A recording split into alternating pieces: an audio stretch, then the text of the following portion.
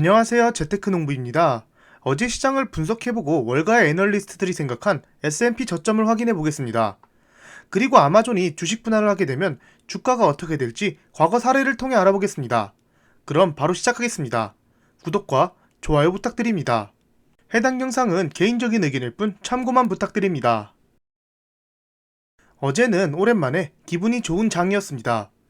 나스닥이 무려 3.6% 가까이 상승했고 이제는 고점 대비 약 18% 하락한 상태입니다. 그렇다면 어제 시장 상승 원인을 간단히 알아보겠습니다.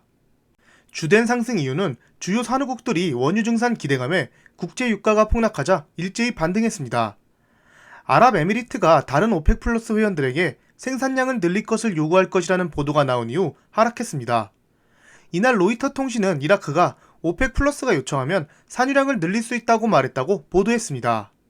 또한 젤렌스키 우크라이나 대통령이 독일 언론과의 인터뷰에서 전쟁을 끝내기 위해 합의를 이룰 준비가 돼 있다고 재차 밝힌 점도 유가 하락에 일조했다는 분석입니다. 지금 보시는 차트는 원유 차트입니다. 최근 130달러까지 급등했다가 많이 하락한 상태입니다. 원유가 이렇게 큰 폭으로 떨어진 것은 2020년 4월 이후 처음입니다. 증시가 급등하자 국채금리도 같이 상승했습니다. 미국 10년물 채권금리는 다시 2%를 향해 가고 있고 장단기 금리차는 0.24에서 0.26으로 올라갔습니다. 경기 침체 우려가 최근보다는 낮아졌습니다. 이제 원유도 내려가고 주가도 급등하니 어느 정도 안심해도 되겠다 생각하실 수 있지만 아직 남아있는 공포가 많습니다. 먼저 공포지수가 아직은 높습니다. 변동성 지수인 빅스는 어제 7% 이상 하락했지만 아직 30 이상의 값을 보여주고 있고 과거와 비교해보면 아직 역대급 공포를 보여주고 있습니다. 피어앤그리드 수치를 봐보겠습니다. 피어앤그리드 수치는 저번보다 조금 오른 19를 가리키고 있습니다. 가장 최근에는 10위까지 떨어졌습니다. 역시나 변동성 지수 빅스처럼 큰 변화를 보여주지 못하고 있고 아직도 심한 공포를 보여주고 있습니다. 공포 지표로만 봤을 때는 아직 시장에 공포심이 많이 남아있어 시장을 흔들 만한 이슈가 나오면 다시 한번 크게 하락할 수 있습니다. 그렇기에 나스닥이 앞으로 상승할 것이다 생각하시고 매수하시는 것보다 정말 투자하고 싶은 종목이 있으면 하락할 때 사시는 게 좋을 듯 합니다. 이번 주에 시장을 흔들 만한 이슈가 바로 오늘 발표됩니다. 바로 CPI 지수입니다.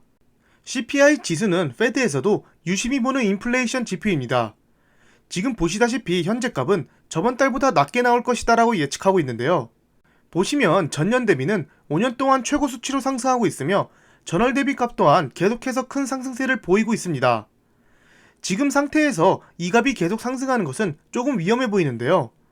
러시아 이슈로 유가가 높은 상태에서 인플레이션까지 증가한다면 최근 말씀드렸다시피 스태그플레이션이 올 확률이 높습니다.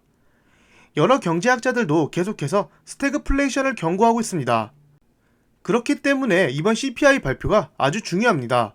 앞으로 있을 금리 인상에 영향을 끼칠 수 있는 지표이기 때문입니다. 어제 시장을 전체적으로 봐보면 대부분 종목이 크게 상승했습니다. 특히나 빅테크 주식들이 많이 올랐고 에너지 관련주들은 크게 하락했습니다. 그리고 장후에 빅테크 중 한 종목에서 좋은 호재가 터졌습니다. 바로 오랜 시간 횡보했던 아마존입니다. 오늘 아침 커뮤니티 게시판에도 말씀드렸지만 아마존이 장후에 6% 이상 급등했습니다. 드디어 20대1 주식 분할과 100억 달러의 자사주 매입을 발표했습니다. 아마존은 20년 만에 주식 분할을 한다고 다시 발표했습니다. 구글도 분할하고 아마존도 언제 분할하나 했더니 결국 분할 발표를 했습니다. 액면 분할은 오는 5월 25일 주주총회의 승인이 필요합니다. 주주총회의 승인이 떨어지면 6월 6일부터 액면 분할된 아마존 주식이 시장에서 거래됩니다. 그러면 지금까지 액면 분할했던 빅테크들은 발표 후 분할 때까지 어떤 흐름을 보여줬을까요? 가장 최근에 분할했던 엔비디아를 봐보겠습니다. 빨간 선은 나스닥, 파란 선은 엔비디아입니다. 주식 분할 발표 후 주식 분할 완료까지 약 35% 상승했습니다. 물론 보시다시피 나스닥이 상승했기에 같이 상승한 것도 있지만 시장보다 더 크게 상승했습니다. 또한 엔비디아는 주식 분할 발표 후 다우지수 편입 가능성이 있다는 분석도 있었지만 결국에는 다우지수에 편입되지 못했습니다. 똑같이 최근 주식 분할을 발표한 구글과 아마존도 다우지수 편입이 가능할 것이다라는 분석이 나오고 있습니다. 다우지수에 편입된다면 많은 다우지수 추종 ETF가 구글이나 아마존을 매수해야 합니다. 다우지수에 편입만 된다면 주가가 더 크게 상승할 수도 있습니다. 그리고 앞서 보셨다시피 엔비디아처럼 무조건 오르지는 않겠지만 시장 반등이 온다면 주식 분할 호재와 함께 더 빠르게 상승할 수 있지 않을까 개인적으로 생각됩니다. 어쨌든 현재 시장에 대해 분석가들의 의견은 가지각색입니다. 이날 주가 급등에 대해 월가에서는 데드캣 바운스라는 평가가 우세합니다. 크레이그 얼람 오한다 증권 분석가는 러시아의 전쟁 의지가 확고하기 때문에 반등세가 오래가지 못할 것으로 분석했습니다. 퍼스트 아메리칸 펀드 최고 투자 책임자도 저가 매수세를 조심해야 한다고 말했습니다.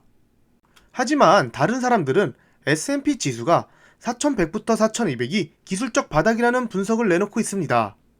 CNBC 분석가는 S&P 지수가 4100에서 4300을 머물면서 지지 역할을 보여줬다는 것은 지금이 바닥이라는 것을 증명한 자료라고 했습니다.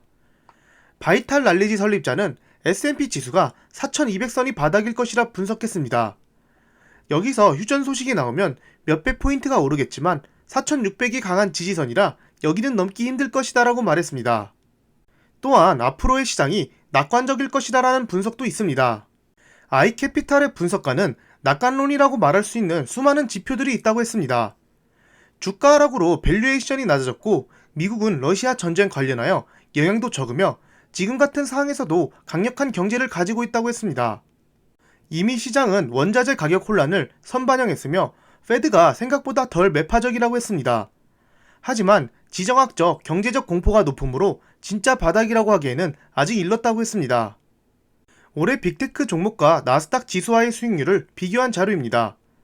보시면 마이크로소프트만 나스닥과 비슷하게 15% 하락했고 애플과 구글은 거의 비슷하게 8% 정도 하락했습니다. 올해는 대부분 종목이 이렇게 하락을 하고 있다고 생각합니다. 다만 고점 대비를 보면 작년 말에 대부분 고점이었기에 그 당시에 사신 분들은 더 큰 하락을 겪고 계실 겁니다. 그 당시에 그렇게 비싼 가격에 샀으면서 지금 가격에 더 떨어질까봐 무서워서 못 산다는 것은 우리의 투자 방법이 잘못됐다고 생각합니다. 그 당시 샀던 가격보다 더 싸게 내려왔고 아직 그 당시 매수했던 이유가 남아있으면 지금 같은 공포장은 절호의 기회라고 생각합니다.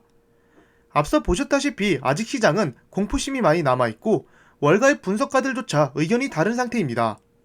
그렇기에 월가의 분석을 참고만 하여 매수 타이밍을 볼 때 사용하면 좋습니다. 항상 말씀드리지만 하락장의 끝은 어디인지 아무도 모르기 때문에 떨어질 때마다 기계적인 매수를 하는 것이 우리가 앞으로 더 큰 수익률을 볼 수 있다고 생각합니다. 각자의 기계적인 매수 기준이 있겠지만 저 같은 경우 고점 대비 하락률이나 지수, 보유한 평단가 대비 하락률, PER 등을 참고합니다. 어쨌든 현재 선물 시장은 보합인데 어제 급등했으니 오늘은 쉬어갈 수 있다고 생각합니다. 그리고 오늘은 밤 10시 반에 CPI 지수 발표가 있으니 시장이 조금 요동칠 수 있다고 생각합니다. 어쨌든 현재 우크라이나 전쟁이 빨리 평화롭게 끝났으면 좋겠습니다. 감사합니다. 절대 투자 추천 영상이 아닌 개인적인 의견이니 참고만 부탁드립니다.